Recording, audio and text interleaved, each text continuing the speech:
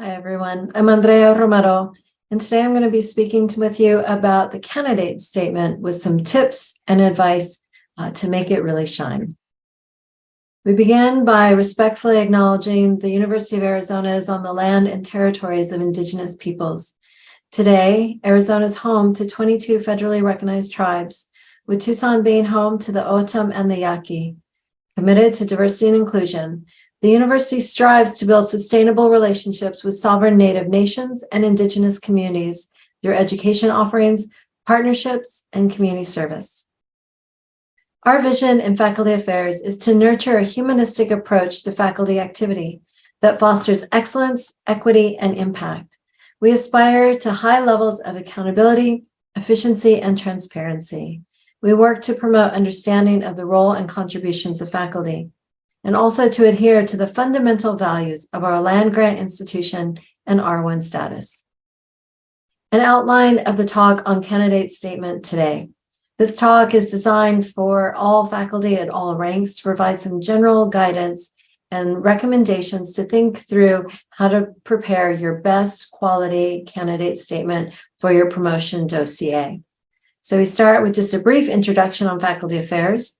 We'll talk a little bit about some general advice about how to tell your story, and then specifically focus in on how do you discuss your research, your teaching, and your service, and end with a few general tips. So how do you tell your story in 5 pages? We know it's not easy. You have a lot of information and a lot of background. So you have to really think about how you can create very dense writing, how every sentence can have multiple aspects that you want to convey in it to really get that punch of your writing through to your entire audience. So just to acknowledge, there are multiple audiences. There's many different individuals who will be looking at your dossier and reading that candidate statement. They range from external expert reviewers who may be within your field to internal review committee members in your department, your college, so some individuals may be well outside of your field, and then others even at the university committee level who may be even from quite different backgrounds. So how do you present your work with the best light? Let's think about this more in depth. First of all, the focus here is really about your achievements and your impact. That's really where you want to emphasize and spend the most time in those 5 pages for your candidate statement. How can you best characterize your work? We're going to talk through some ideas about how to reflect on what you do and also how you do it and how to tell that story in your candidate statement. It helps to think about how you can connect all aspects of your dossier. So those 5 pages really tell a full and complete story to all aspects of your workload. We recognize that faculty have many different kinds of workload, and it's important to focus on those aspects of your workload that you're responsible for. Not every faculty does everything that's out there, and really upfront those aspects of your workload where you have the highest percentage dedicated to it. So for some of you, that might be research, and you really want to lead with talking about research. For others of you, that might be teaching. So you want to lead with talking about aspects of your teaching. In other words, you do want to connect with all aspects of your dossier in the candidate statement, but really emphasize those where you have the greatest amount dedicated to your workload. By doing that, you really want to demonstrate the impact of your work throughout the candidate statement. Really make that clear to the reviewers who will be looking at your dossier. And think through, what else might your reviewers need to know that may not be as clear in the CV or the teaching portfolio? How can you connect all those dots for them? So a few preparation tips. Number 1, start early. It often takes many edits, many drafts of the candidate statement to really make sure it's fully refined, polished, and the best possible version of it to share with reviewers. It really helps to get multiple examples of other candidate statements from your colleagues, both local and national, so you can see how other colleagues represent their work, how they conduct themselves through that dense writing, and how they address multiple audiences.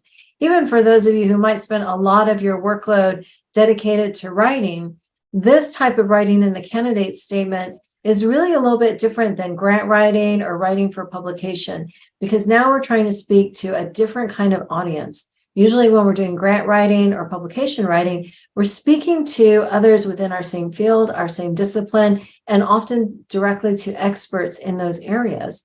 So now we're writing for an audience that might be, yes, well educated, but from much more diverse backgrounds, who may not be familiar with our methodology, our theories, our journals, granting agencies, or the types of teaching that we're doing, or the type of students that we have in our classrooms. So you want to give yourself the best light possible, give yourself the best angle, focus on your quality work, focus on the significance of your work, and tell them explicitly why it is significant. Why does your work matter? Those kind of things that we might assume within our own field, within our disciplines, that people will understand why our work matters. We need to state in a much more clear and conscious way in the candidate statement. So the advice from the university committees here is don't be shy. Sometimes we don't always toot our own horn and talk about our work in this kind of way. But the university committee says they need for you to make it very clear, because they are not familiar with the journals in your area, the book publishers. They may not be familiar with the kind of challenges that you face in teaching or the contribution of your teaching within your department. So you need to be very explicit in letting them know what you're doing, situate it within your field, maybe even provide some definitions so there's greater accessibility and greater understanding. Your colleagues can be very helpful in helping you to develop the best candidate statement possible. And it's good to have them review your candidate statement and get feedback from them. Now, sometimes we rely on others within our department or within our field or our mentors. But to prepare the best candidate statement, you really want to also ask people who are outside of your field, outside of the University of Arizona, who can really give you that kind of insight for those other types of audiences that will be looking at your candidate statement.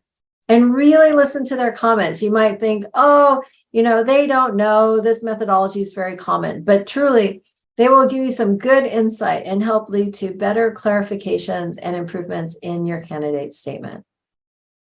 So the candidate statement really is your one key opportunity to write your full story of what you've been doing during your period in rank and why you are doing it. This is your chance to humanize yourself and your career. This is a chance to really show who you are in your full dimensions. So you want to highlight the most important, most impactful work first that you've done.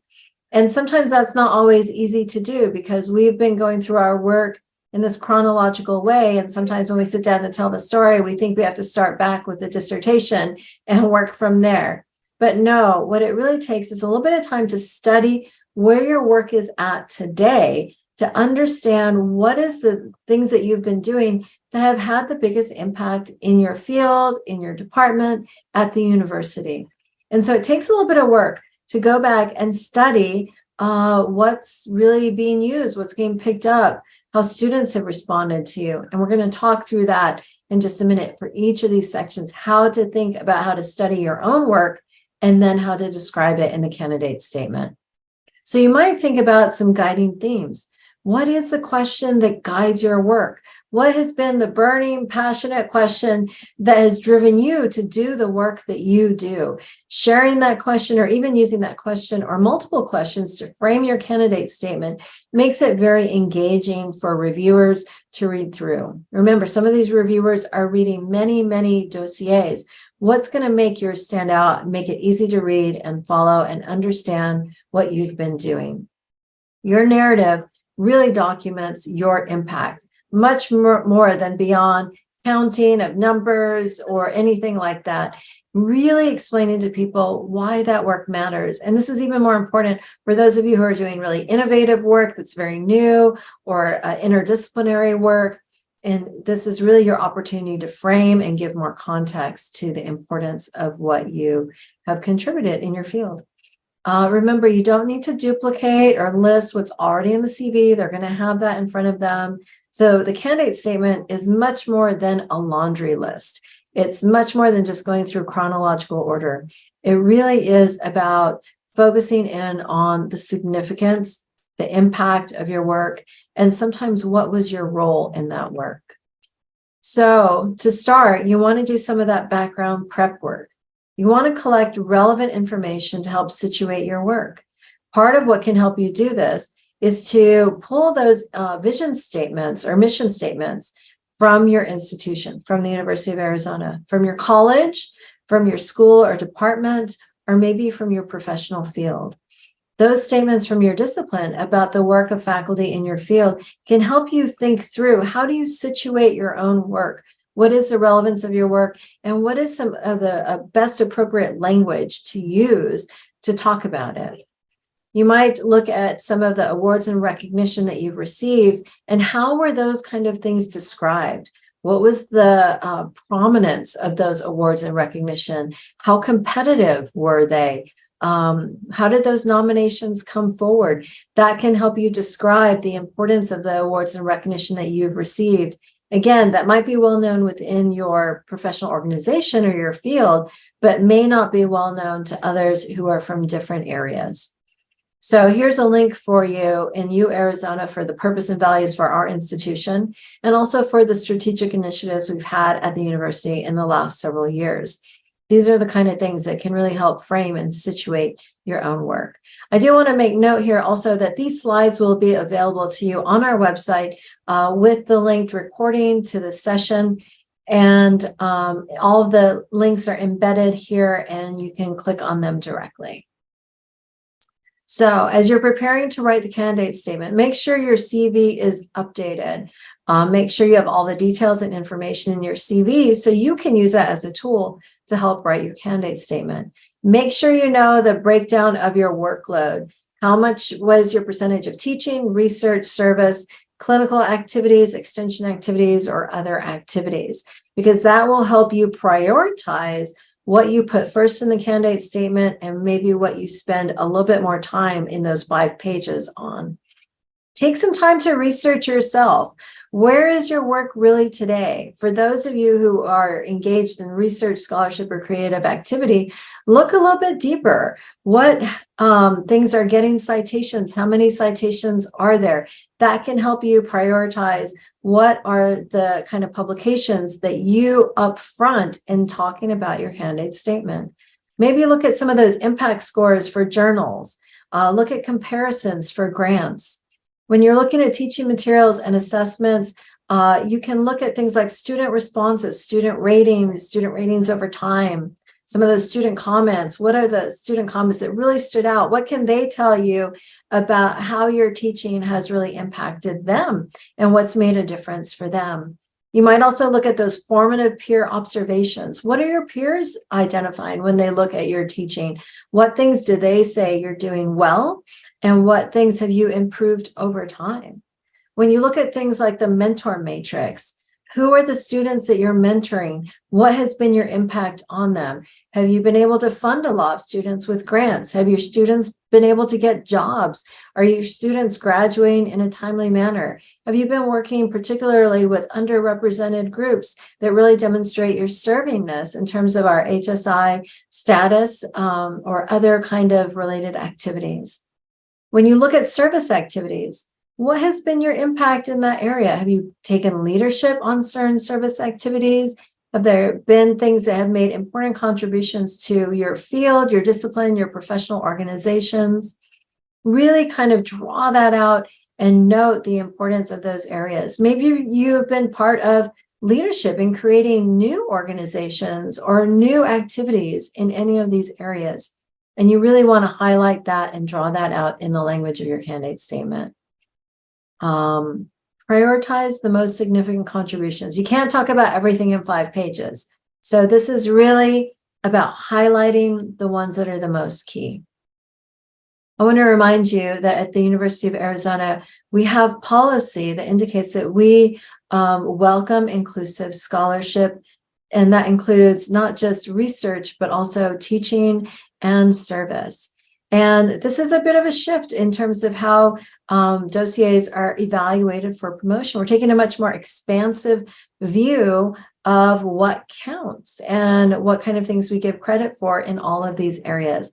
And we know to make this shift that we need to not only work with faculty who are really at the center of this.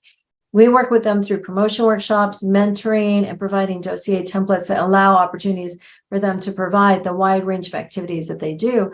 But we also need to work with department heads, peer review committees, deans, and college level committees to make sure that inclusive scholarship is also addressed in those unit level criteria. And we also do administrator and review committee training so that they are well aware of what inclusive scholarship is and this expansive view of the kind of work that faculty do. We also have a great leadership in our president and provost who provide visible messaging and communication about these topics. They do regular meetings, they use data and reports, and they're responsible for holding those units accountable. And they really are the holders of that inclusive scholarship policy for promotion and tenure. We also work closely with our peer institutions because we know external reviewers are really critical to the promotion and review process. So we work with groups like the PTI faculty group, which is Promotion, Tenure, Innovation, and Entrepreneurship, the APLU faculty groups, the WICHE groups, and we also have modified external reviewer letters to address specifically inclusive scholarship as well as COVID-19 considerations. So when you think about publicly engaged scholarship, teaching, and service, we provide you some examples here of the wide range of things that you might want to include in your CV as well as address within your candidate statement. So it is about, some of those traditional sort of things, but also taking a wider lens. What is some of the research we may be doing that's funded through other sources like business, industry, commodity groups? Research that might be funded through nonprofits, foundation, or government funded, research that's unfunded or even intramurally funded, and also creative activities like original creations of literary, fine, performing, or applied arts, or other expressions of activities in creative disciplines and fields. So there's a wide range of things. This includes things like patents. There's a whole long list of things, not only providing the dossier templates, but also on our website under inclusive scholarship, where you can get a lot more information and a lot more background. But just want to cue you thinking about, are you sure you're including all the wide range of things you're doing in your CV and also addressing them within your candidate statement? When we think about publicly engaged instruction, that goes well beyond the typical kind of teaching of 4-credit courses here on campus, but also the kind of things that we're doing that might be instruction for non-traditional audiences, instruction that may be not for credit, it might be for classes or programs, it might be in managed learning environments, or for public understanding events or media, and really making sure that we also give credit for those sort of things. Publicly engaged service are the kind of things that you might also consider. Things like technical assistance, expert testimony, legal advice, patient clinical and diagnostic services, serving on advisory boards or other discipline-related service, things that might be even external to the university, but represent you in your role as an expert. This may also include things like commercialized activities and tech transfer that may be taking what we're learning at the university to a much wider audience. So when you think about the audience for your candidate statement, remember, you're going to have to speak to all of these individuals and address some of the things that the questions that each of these are going to have and what they want to know. External reviewers are usually experts within your field, and you're going to need to give that sufficient level of detail for them that they really understand the importance of your work, and then helps them go back and understand your CV or read your representative work. Department and college committees will be thinking about what's relevant within your discipline and what's relevant within the college field. But remember, these groups are not necessarily experts in your specific area. So you're going to have to provide a bit more information to give them understanding of the kind of journals you're publishing in, or the book publishers, or the kind of teaching that you're doing, and what's really unique and really innovative about what you're doing. You're going to have to say this very explicitly and very consciously. Some of the considerations you might also think about as you're preparing for the candidate statement is, what does the audience need to know that may not be obvious in your CV? You might consider areas of confluence for your scholarship, teaching, and service. And remember, your first paragraph and your last paragraph really matter, really hit those home, really make your work stand out. So you want to start out with a first paragraph that's really going to set the stage for them to read the rest of the candidate statement, and hit home again in that last paragraph, the things that really are the most important that you've just highlighted in those 5 pages. These first and last paragraphs allow you to position your work and identify the key things that you're known for and that you really want reviewers to make sure they don't miss, that really stand out. This is going to really help bring, everything together across your entire dossier. So a few more writing tips. Keep the wording specific enough for experts, but accessible enough for non-experts. This takes a lot of editing. This takes a lot of people helping review your drafts and give you some feedback to make sure you're really hitting that point where it's specific enough, where you're maybe providing definitions where needed, or using language that's more accessible so that everyone can fully understand what it is that you're doing. This allows, so some of you in very technical fields, this helps you also provide more description of the kind of work that you do in a way that may reach a broader audience. It's important in the candidate statement to show, not just tell, but show specific examples of evidence of what you do and why it matters. You may not need to go into detail because you might have examples of that evidence in your CV, your teaching portfolio, or your service portfolio that you can point to where people can get more details and more information. But still, make sure that you are connecting those broad kind of statements, things like, I'm very passionate about mentoring. That's a great sentence, but how can you give examples of the kind of students that you've mentored, the kind of mentoring that you're giving, and the outcomes of your students? So that's a great example there about how to show, not just tell. How do you give context for your work? Is this the first time ever that this study has been done? Is this the first time this course has ever been developed? Did you develop a course where there are not traditional kind of teaching materials readily available? Give context. Help frame and situate your work for the readers. Use transitions that link the chain of events and the significance of your work so that you, again, tell a comprehensive, complete, holistic story about the work that you've been doing and what you bring special to each of those areas of your workload. Friendly reminder, it doesn't have to be chronological. In fact, it really shouldn't be. It really should highlight the areas of your work where you've had the greatest impact and the greatest significance of your work. So let's focus in on how do we discuss our research, scholarship, and creative activity. Look for maybe research themes or scholarship themes. What are some of the big areas that your work has addressed? Some of you might have one key area, some of you might have more than one. A good way that I've seen in many candidate statements is to pose your research questions and then describe for your audience how you've answered them through your work. Explain a little bit more detail about that. That's a really interesting and engaging way to draw your audience in for them really to understand what your work is and why it matters. Another way to think about this is how can you organize the presentation of this work by your impact and your innovation. Again, up front, and spend more time on those that have had the greatest impact or perhaps have the greatest innovation in them. So lead with those first. You might be thinking about what things have reached national or international impact. How can you describe that to your audience? And again, you don't need to describe in full detail because they might have some information in the CV about those publications or able to access it through your representative work. But how can you let them know that this is the premier flagship journal in your field, or that this is the premier international journal or international press, or how you were invited to give a special talk in a very particular kind of important conference or presentation or a particular outlet, or what was special about your exhibit being chosen for a presentation in key areas. Make that really explicit in the candidate statement so that you can really convey the importance of your work to all those audiences.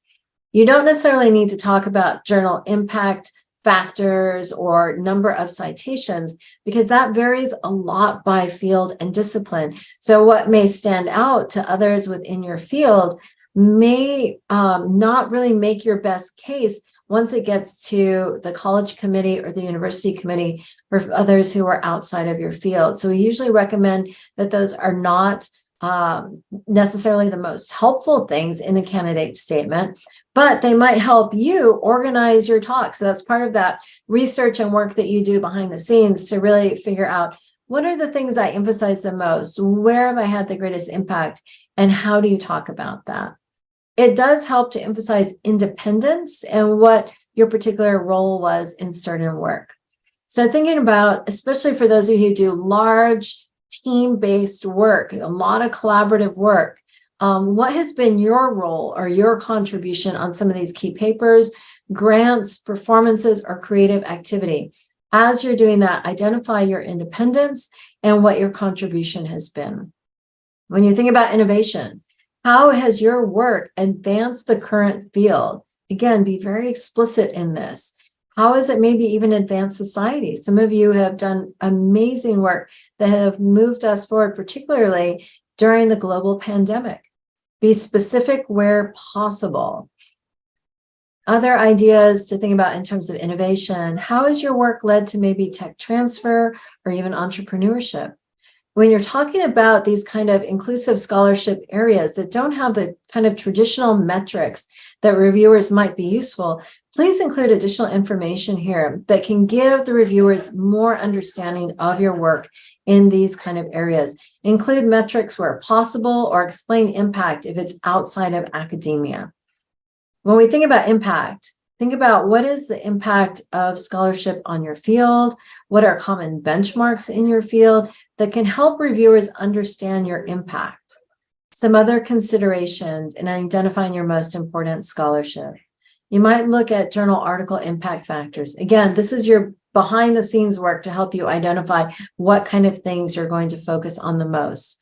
What are the journals in your field? What are the key journals? What is the importance of publishing in certain journals? Maybe you're doing some very cutting edge research or interdisciplinary research that's going even outside of your work and taking important work from your field to other audiences. Tell us that in the candidate statement. Give us more information about the level of authorship. It's not always consistent across all the fields that are out there. Sometimes first author is the most important, sole author is most important, or the last author is most important. Give us a little bit more information, again, about your role or contribution, particularly when there's multiple authors. If you want, again, research the citations for your publications so that you can emphasize which ones are really hitting broad audiences, wider audiences, more audiences. Again, we don't recommend for you necessarily to put this into your candidate statement. For most of you, we do recommend that you create a Google Scholar profile, because sometimes reviewers do go look at that. And it's not the end all be all to understand what your H index is or anything like that, but it does provide kind of a profile that's used commonly by many and gives a greater understanding of change over time, and puts information and data to some of the publications that are out there. Some of you, your field may not lend itself to Google Scholar. If that's not the case, don't worry about it. But for those of you who do, we really do encourage you to create your own Google Scholar profile. That makes it easier for reviewers if they do go that extra step to look in more detail in that way. Tell us if your presentations have been invited. Give us more information and background about that sort of thing. Even clarify it within your CV, which ones were submitted, which ones were invited. If there are reviews of your work, you might mention that in the candidate statement. Have you taken certain leadership in conference symposiums or conference activities that can really demonstrate you being acknowledged and recognized as an expert in your field? Consider things like talking about donor money for research or awards that you've received as an individual or your research or your work has received. Now let's talk about when we're discussing teaching. How do we use the language of teaching to best represent your work? There's links again throughout that can take you to more in-depth information. Office of Instructional Assessment is now referred to as UCAT, and there's many more resources there that give you more ideas about how do you describe best practices in your teaching and what are some of those expectations within the University of Arizona. So as you're thinking about your candidate statement to talk about your teaching, you might identify clearly for yourself, what are your goals in your teaching? What learning outcomes are you aiming for in your classes? How do you involve student engagement or student-instructor interaction? And what is your contribution through your teaching to the field? How are you developing future scholars? How are you contributing to students moving through their degree program? You might also think about methods. What are your teaching methods? What's the curricular design that you use? What are the different modes of instruction that you have been involved in during your period in rank? Many of you broke into new space as a result of the global pandemic. Tell us about that. What kind of training did you get? What kind of new things did you do in your classes? How was it received? What kind of things do you continue to do? Give us a little bit more context. Tell us more about the students in your classes. Is it an introductory level class? Is it an advanced class? Is it a graduate class? Tell us a little bit more about where it might be within the curriculum design within your unit. And are these new things that you've created? What has been your unique contribution that you have developed through your teaching? Do you have some unique management styles within your class? How do you do that? How do you make it the most productive, great opportunity for students to learn more about your field, perhaps get excited, engaged, move towards graduation, or even move towards getting a job? How do you use evidence-based pedagogy? How can you think about the ways in which you talk about your pedagogical style in the classroom, the activities you've created, and the way you construct your syllabus? So when you're describing your teaching impact, one idea is to link this with your CV, connect your text to the classes that you teach. You might even refer to your CV teaching portfolio examples. Without having to go in depth in the candidate statement, again, we need to keep it very dense and very brief, but how might you refer to those teaching portfolio examples so that reviewers can connect the dots and they can go and get more detailed understanding through that portfolio based on your description in the candidate statement? You might think about some things like the quality of development. What have you done for your own development as an instructor? Have you attended trainings? Have you learned more about evidence-based teaching? Have you participated in FLCs? Have you developed new course design? We're not expecting here that everyone walks in as a master teacher. We're expecting that there should be growth and development over time. And any of us, even those who've been teaching for a long time, often face new challenges when we develop new courses, we try new activities, we teach a new learning style or a new environment. How have we faced those challenges? How have we taken that head on and expanded our own professional development in the teaching area? Those kind of things are great to talk about in your candidate statement. Providing more context and understanding for when the reviewers look at your teaching portfolio and look through things like your student ratings, your observations, and other materials. We also look at things like our assessment. So what have the student ratings been? How's it changed over time? What have our peer observations taught us over time? These kind of things are useful to help us, again, study ourselves, get some better understanding about our teaching, about our instruction, about the use of our materials, and how that has changed over time. You might also provide some information here that can help provide an easier way for reviewers to understand the material that they're going to see in your teaching portfolio. You'll also want to think about impact. And some ways that you can study your own work is looking at things like in-class student feedback. How does that tell you a bit more about your impact on students? Letters from students. What kind of things have they written about? What things are they writing to you to let you know? Sometimes this can even be well after they graduate and they send you letters or notes saying, wow, your class really taught me about how to do this. It's made me better at my job, or it made me eligible for other jobs. Those are great things to go back and look at, helps you craft that candidate statement to really talk about your impact in teaching. So you might think about things like broader contributions of your teaching that are well beyond just the limits of being in the classroom. How has maybe your class or your courses or your instruction led to service learning or contributed to service learning of students? How has that impacted the community around us through the activities you've done? That might be service learning, community engaged learning, or experiential learning. You might also think about, because we are a Hispanic serving institution, and that really means that we prioritize student servingness and how we're working with all of our students. How has your work maybe addressed that HSI connection with services or even with the community around us?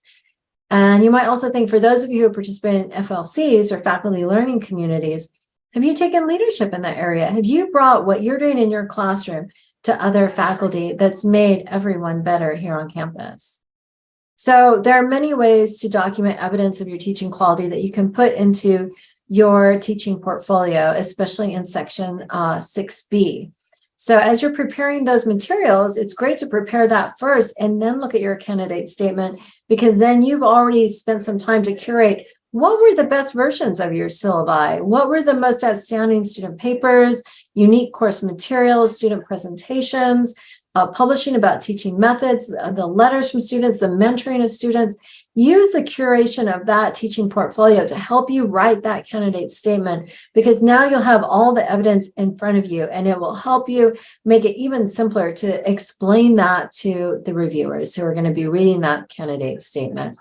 You might also think about what things you've done to develop new courses, new curriculum, new majors or minors in program development, new PhD or master's programs, or maybe some of you even have developed new student handbooks or significantly updated student handbooks, whether it's for undergraduates or graduates. You might also have in here examples of technology that you've developed for your classes or for students. Let's talk a little bit about discussing service.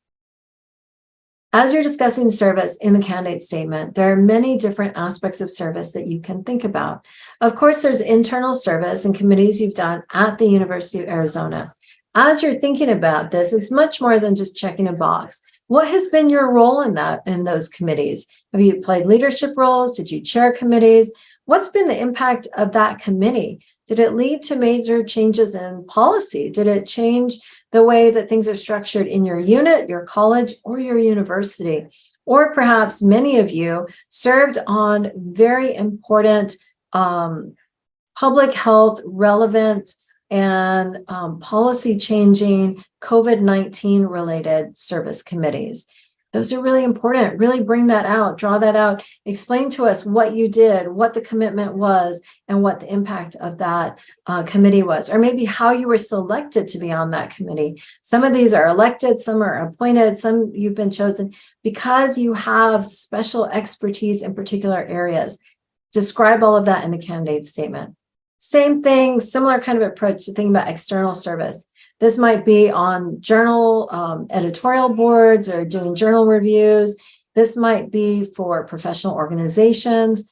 Draw all those details out to help us understand better why it was critical or why you, as an expert in your area, were chosen to do these certain things, or how you made a big difference in playing a role on that committee. Another one might be community engaged work. What are the kind of service activities you're doing that are outside the walls of the University of Arizona? This might be community advisory boards, governmental boards, public outreach presentations. And again, these are the kind of things that are really, how are we taking the university to our either local community or even our national, international communities? So just the last few words of general guidance on the candidate statement. So one other opportunity for the candidate statement is, if it's relevant, recognize some of the challenges that you may have had that can help explain what might not always be linear trajectory in our productivity over time. And I will tell you, there is no perfect CV. Not anyone's pathway has necessarily been linear. So you are not unusual in this situation, but you might think about how you can describe this in a way that provides better understanding for your reviewers. One example is those of you doing really cutting edge or innovative scholarly and professional work. Sometimes that work is hard to get out there and be accepted within your field or discipline. Sometimes it takes more tries to get it published or funded, or for people to start citing it because it is so new and so innovative. Let the reviewers know that. Some of you are in new and developing disciplines that are not kind of traditional and well established, and that creates other sorts of challenges out there in how you're doing your work and the kind of work that needs to be done. Some of you do interdisciplinary or collaborative work across fields that may not necessarily get picked up in one concentrated area, but that are creating important collaborative bridges and leading to new innovations by taking it across different disciplines. Describe that for us. There might be changes in leadership in your unit that have impacted your workload or your changes over time in the kind of activities you're doing, or how you're doing it, or what your expectations have been. Let us know what that is. This is a great opportunity to describe that, not in a lot of detail, but to give enough information in a very concise way that the reviewers can better understand how to read your CV or any of your portfolios. If you've had challenges in your labs, materials, or partners, you can also address that in the candidate statement. There's one other area to address any of these things that might have come up that were specific to the global pandemic, and that's in the pandemic statement in section 2A. I recommend to leave those sort of things for section 2A, and here focus on just having the reviewers understand and read your productivity in general. So a few general tips. Make sure to be yourself. That authenticity really shines through. Tell your story here on your own terms. Don't just rehash the CV. Don't make it a laundry list. Really highlight, put in the best light possible, the strengths of the work that you have contributed during your period in rank. However, don't make empty statements. Make sure that you are using evidence and really showing them, linking back to any of the content within your CV, within your teaching portfolio, so that you're backing it up with evidence. Ground your work within your discipline and explain that, especially for other reviewers in your audience who may not be familiar with your discipline. Keep the teaching focus section really focused on the students. That's going to play really well with your reviewers, because that's really what the teaching is all about, is about how well you are serving students and supporting them in that bigger mission for the university. Again, have others read it over. Make sure you really edit, really fine tune it, make sure it reads well to all audiences. Don't use too much jargon. Yeah, I know you need to use some for those expert reviewers, but define it if you need to use it, or make it enough that it's accessible for those who may not know all the jargon within your field or what that jargon means. Most importantly, value your own worth. That's really going to shine through. And friendly reminder, I know I shouldn't need to say it, but it is important. Make sure it's well written. Make sure that spelling and grammar is checked. If you need to work with a writing coach, make sure it's clear and easy to read. Make sure there's a very clear first statement that really, shows who you are right away in that first statement, that first paragraph, and make sure you have some really good power statements in that conclusion. There are additional opportunities to supplement the candidate statement. As mentioned already, Section 2A talks about the impact on career progression from COVID-19. That's 2 pages. It's required by all candidates going up for promotion. Section 6, the teaching portfolio, has an opportunity, this is optional, to provide a teaching philosophy statement, no more than 3 pages. This is separate and distinct from the candidate statement, where candidate statement, you're highlighting your achievements and outcomes from teaching. Teaching philosophy statement allows you to go a bit more in depth, talking about your pedagogy, your philosophy, your approach to your classes. This is a great place to use some of that evidence-based teaching and pedagogical terms to describe your teaching. Section 7 is documenting leadership and service outreach, extension, innovation. And so this is optional for career track and tenure track. It's required for continuing status faculty, but this is another area that is a portfolio. So there's opportunities to write up or describe different kind of programs.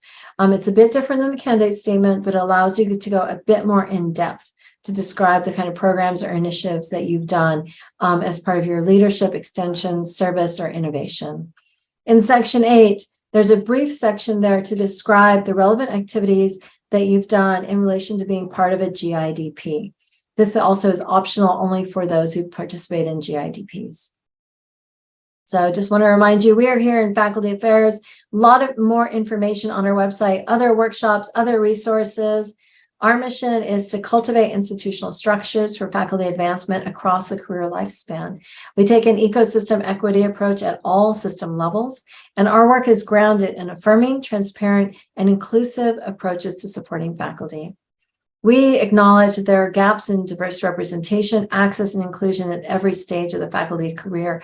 So we have programs and initiatives at every stage, and all of this is done with support from senior leaders, policies, and administrators at all levels. We want to thank you again for joining us today and remind you that we are your Faculty Affairs team. We're here to help and support you. Please do not hesitate to reach out. Thank you and best wishes to you all as you prepare your promotion dossiers.